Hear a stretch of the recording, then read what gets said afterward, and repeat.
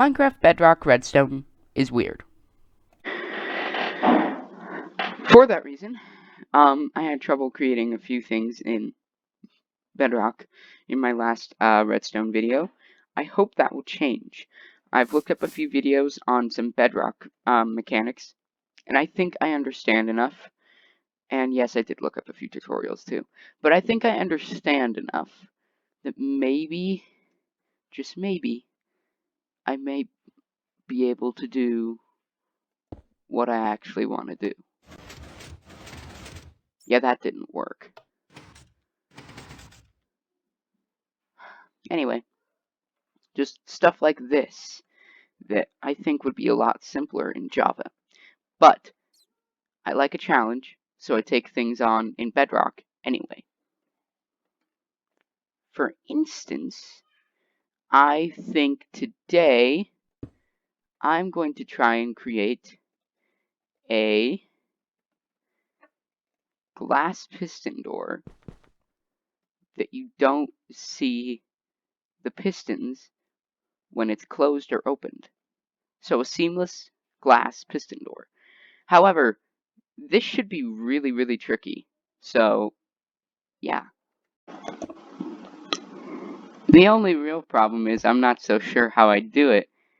Because what would have to happen is on the closing, I need a regular piston.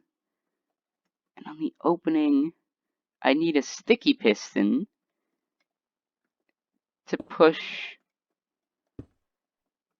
the, oh my goodness. This is gonna end up being so weird. Yeah, I don't really know where to start then.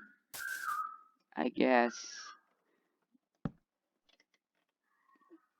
Does this work?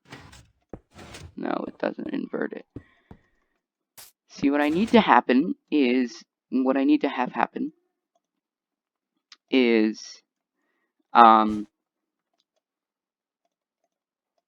on the opening, this piston, the regular piston, so on the opening, this piston needs to extend because of weirdness, and then on the closing, this piston needs to retract the block. And because it's the reason I need to do that is because it's a seamless glass door and you don't want to see the piston. Therefore, because in Java you can spit out the pistons, sticky pistons blocks, but in Bedrock you can't. I have to use a regular piston. Whew, that was a handful. This one's going to be an interesting one. Okay, so I have that mechanism working. How am I gonna do this? You know, it's gonna get tricky though, because in order to have it be a seamless door, oh my goodness, this is gonna be so weird. So what's gotta happen is that this has gotta double extend on the opening, then the back piston needs to retract this piston, leaving the glass blocks there, and then on the closing, this needs to extend, making it so this piston, this sticky piston, can retract it. Oh my goodness, this is going to be really interesting. Yeah,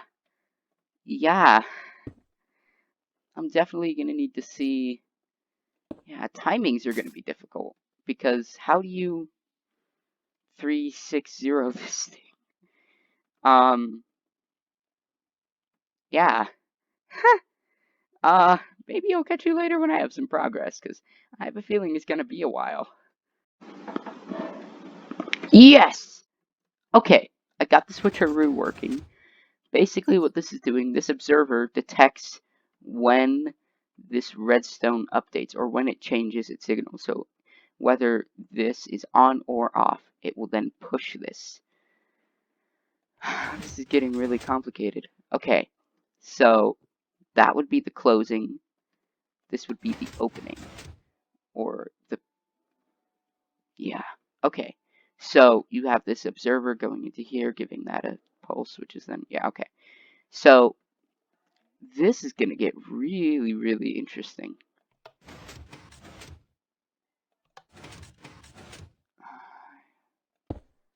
I guess. How do I... If I can run this redstone into that piston, that would give us the double extension. Yeah. Okay. You know, I've never really used observers before that much, but I'm starting to see why Redstoners love them so much. I'm really starting to see it now. I'm wondering if that'll work, though.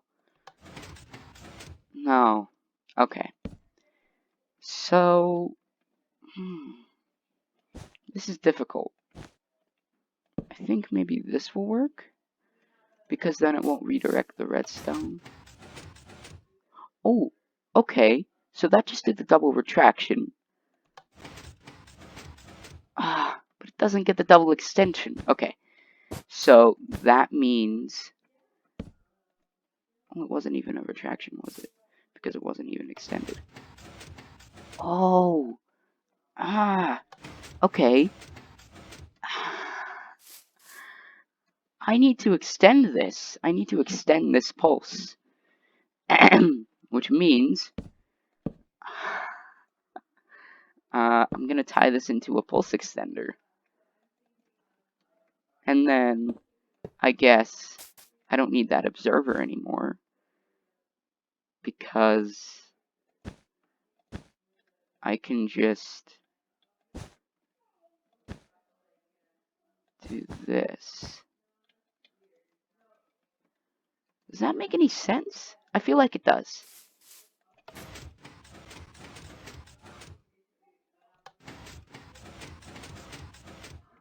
Something weird is happening, and I don't know what. Oh, it's because the observer is detecting the 1 tick pulse, and then, okay. So, what the... okay. But I still need something to detect an update. That way it happens both edges. Observers are basically dual-edge monostable circuits in this scenario. But what's wrong? Maybe because the signal strength isn't? No, because that emits a signal strength of 15, right? Or no? Well, I mean, at least it hasn't broken anything yet. This is getting so weird. Okay. Repeater. And then... comparator. Redstone. It created a redstone clock.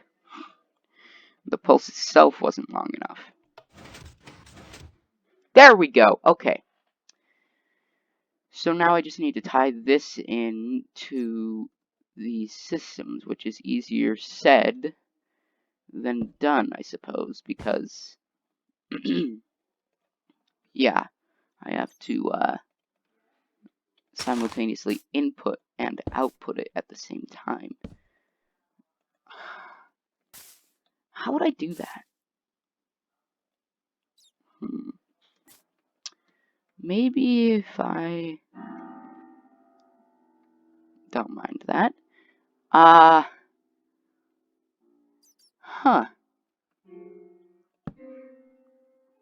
So this runs into there, the output of which can run into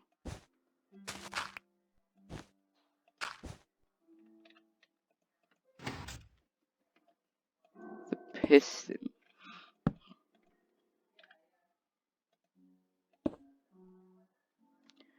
Except this is really hard to do.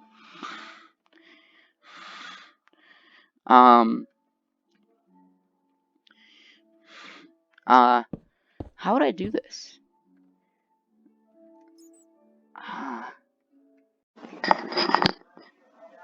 I think maybe I'm starting to consider replacement. Just placing this there, because this does give out a signal when this... No, it doesn't. Okay. I guess here then? I just don't want it to be affected by other updates. I guess this would work.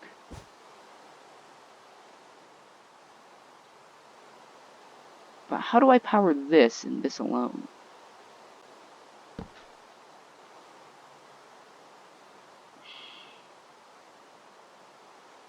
This is so weird. Maybe this will work. Oh, right, no, I'm not trying to power that. I'm trying to power this. That piston. With 3 ticks. This shouldn't affect that. Right, okay. I think I have that figured out. Because, yeah. That way.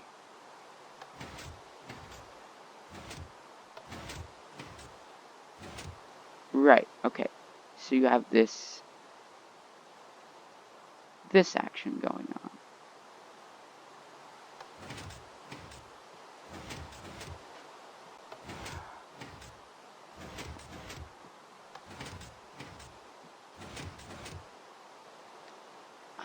I think something's not right.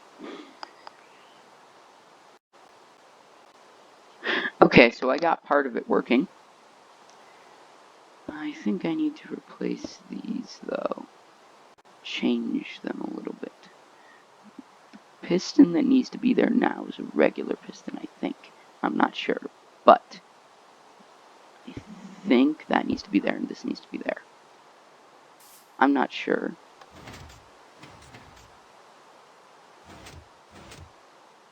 Right, so that's kind of the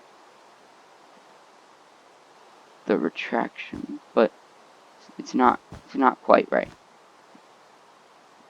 So the reason being that the retraction is supposed to be 0 ticks from the activation of the circuit. So the reason being because of the really confusing 360 of Bedrock Edition.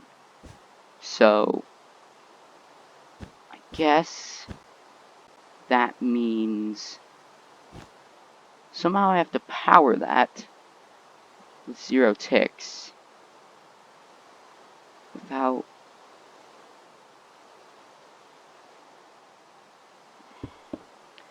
that happening.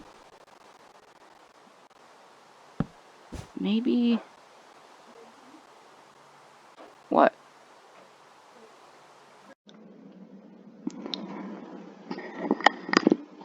You know, I think I already said this, but I'm really starting to appreciate observers. They really are awesome. What happened here?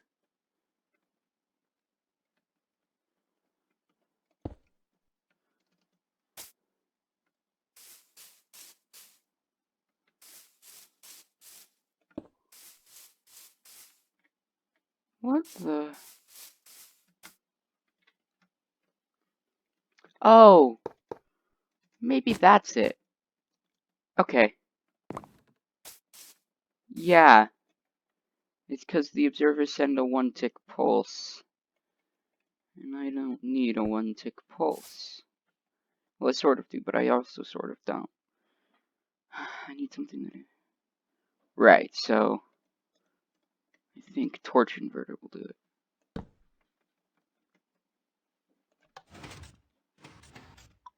Okay, that works.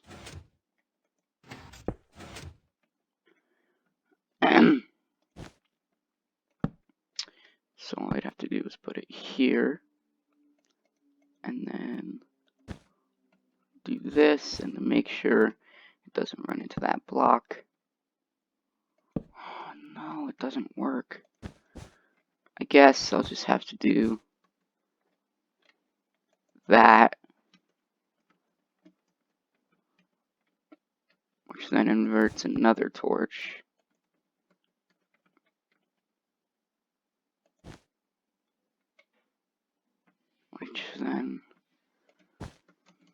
Which then powers this block. No, it doesn't work.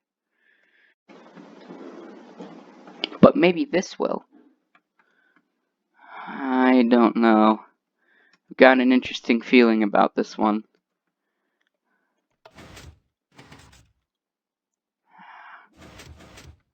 It must be the repeater's powering that block, but it's also powering the redstone. No, but that doesn't do anything because it's one-way redstone. That shouldn't be a problem, right?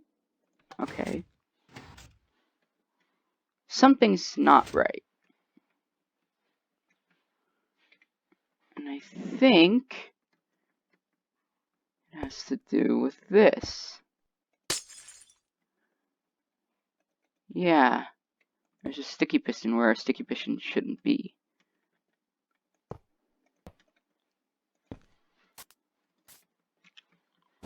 Maybe I'm wrong, but... Okay, so that sort of works. It doesn't do the double extension.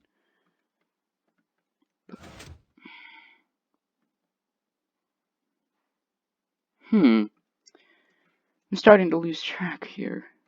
What's happening? I think this needs more delay. And I think this also needs more delay. Maybe that'll work?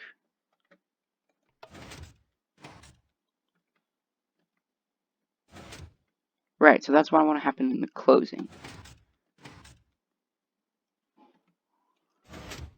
Weird. Okay.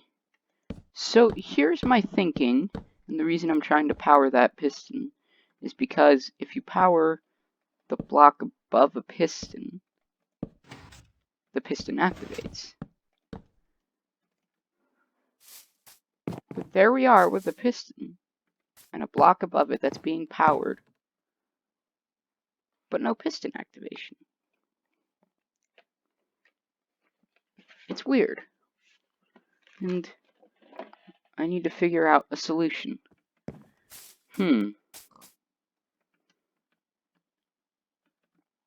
This is interesting.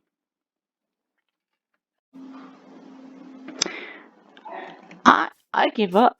I don't see any possible way. Well, I mean, there is a way, but it's just whatever way it is, it's a really, really weird one.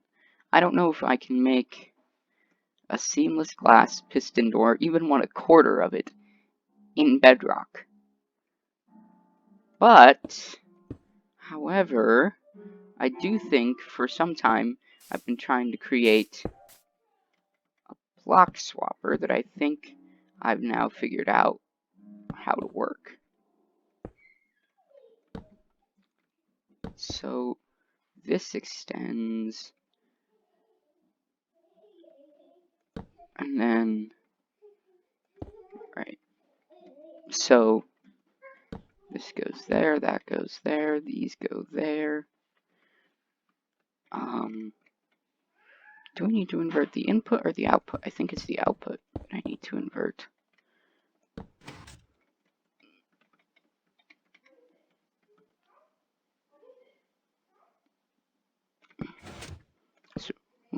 So repeater, block, torch, so that it doesn't interfere with the actual extender. So there's that, and then tie that into a lever, and then this with 4 ticks. Do that, do that. Yes! Ha! It works! Maybe I can just do it like that so it's faster. It works! Okay.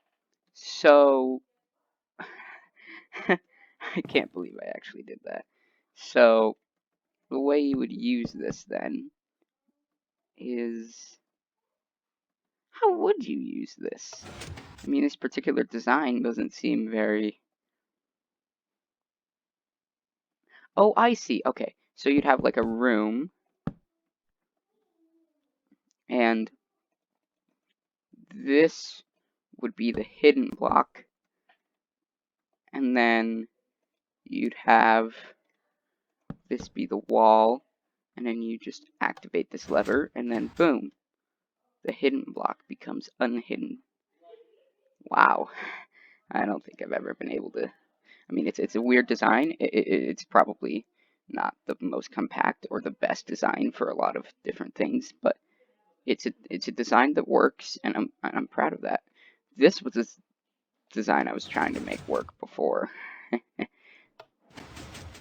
And I mean, it sort of worked.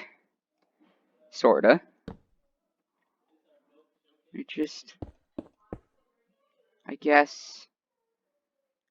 How would I turn a 1-tick pulse into a fully on state unless another 1-tick pulse comes?